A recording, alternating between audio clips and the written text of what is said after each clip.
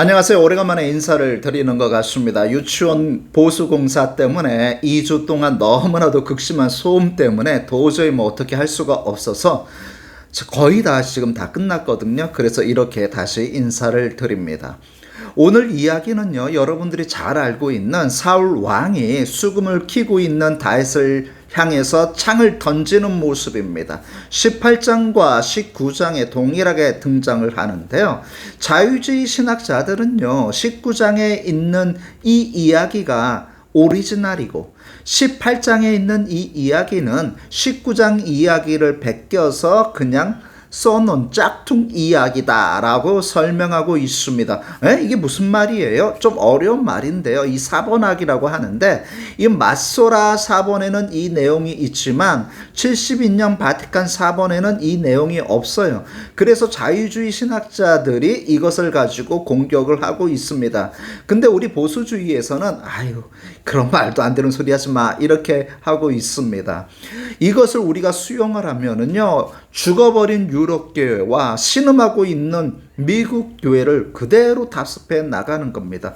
왜 유럽 교회랑 왜 미국 교회가 이렇게 무너졌는지 아십니까? 바로 자유주의 신학자들 때문에 그렇습니다. 이렇게 설명을 해버리면 누가 교회에 와서 설교를 들을 수 있겠습니까? 누가 와서 성경 공부를 하겠습니까? 다 지어낸 이야기, 다 짝퉁 이야기인데. 그런데 그것을 자유주의 신학자들이 신학교에서 가르치고 있다라는 거예요. 그 신학교에서 배운 신학생들이 목사가 되어서 강단에 가서 그 내용을 곧대로 다 이야기해버리니까 어느 성도들이 교회에 남아 있을 수 있겠습니까? 그래서 유럽 교회, 미국 교회가 다 무너지게 된 것입니다. 그냥 한 귀로 듣고 한 귀로 흘려 보냈어요. 자, 이제 여기서 중요한 게 뭐냐면 이튿날이라고 나옵니다. 그 이튿날은 뭐냐면요, 동네 여자들이 다 나와서 사울 왕이 죽인 사람은 천천히요, 다윗이 죽인 사람은 만만이다라는 유명한 유행가를 만들어서 노래 부른 그 사건이 일어난 그 다음 날입니다. 사울 왕이 그 소리를 듣고 완전히 미쳐버린 거예요. 왜 그럴까요? 전에도 말씀을 드렸듯이 골리앗이 등장을 했지만 40일 동안 다윗이 나타날 동안 사울 왕은 아무것도 하지 못했단 말이에요. 벌벌벌 떨어서 어떻게 해야 될지 모르는 그 상황을 모든 군대가 다 지켜보고 있는데 다윗이 등장해서 이겨버리니까 사울 왕의 위신이 어떻게 되겠냔 말이에요. 완전히 추락해버렸어요. 그래서 부글부글 끄는 거예요. 다윗을 개선 장군으로 바라보는 것이 아니라 자신의 손으로 직접 제거해야 될 정적으로 여길 수밖에 없게 된 겁니다. 지금이나 옛날이나 똑같아요. 정적이 등장하면 내 손으로 죽이던가 아니면 최전방으로 보내서 적군에 의해서 자연스럽게 전사시키는 방법이 등장을 합니다. 푸틴 대통령이 자신의 정적을 홍차로 타갖고 죽인 적이 많이 있지 않습니까? 지금도 똑같아요. 그래서 사울 왕은 자신이 직접 창을 들어서 다윗을 죽이는 방법을 선택했던 겁니다.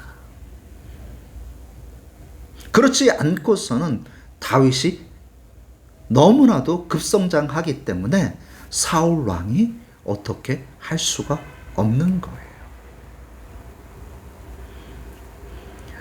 너무나도 격차가 심하게 벌어지니까 그 열등감에 사로잡혀서 사울 왕은 어떻게 할 수가 없었던 거죠.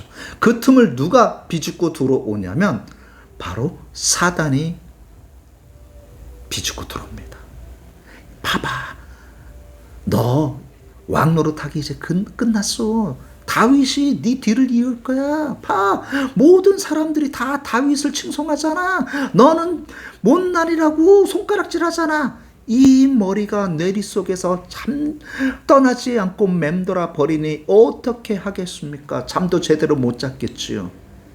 그러니 악령이 강하게 역사할 수밖에 없어서 다윗을 불러서 수금을 타라고 하는데 거기서 사단이 일어납니다.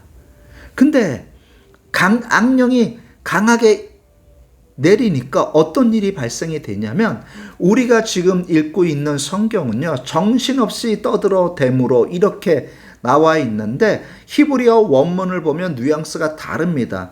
화이트 나빼라고 되어 있는데 이것은 성경에 5번만 나와 있어요. 언제 사용하느냐면요, 황홀경에 빠져갖고 막 짓거리는 거예요. 막 무슨 말인지도 모르고 그냥 짓거리는 거예요.